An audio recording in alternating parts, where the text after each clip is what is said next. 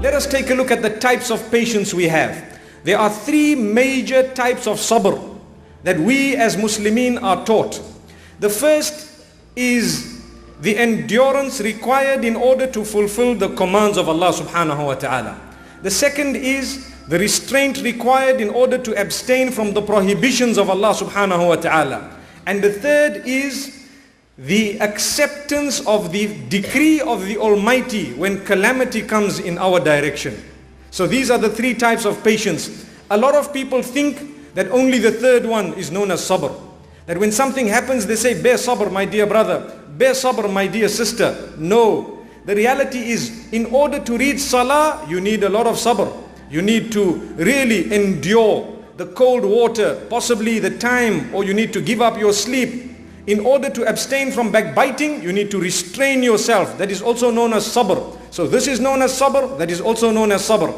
And in order to accept the decree of Allah Almighty, that is also known as sabr, when you can be happy with whatever Allah has decreed. Islam is the only religion, and this is a gift for all of us.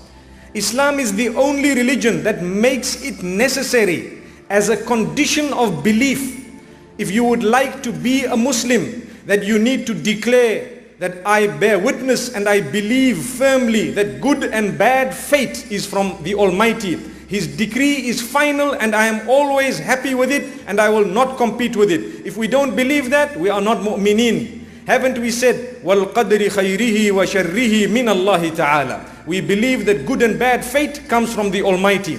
So Islam helps us to live, because this whole life is a test. Allah subhanahu wa ta'ala promises us that He will test us. And already in advance, we have declared that we will never compete with the decree of the Almighty. We believe that He is in command.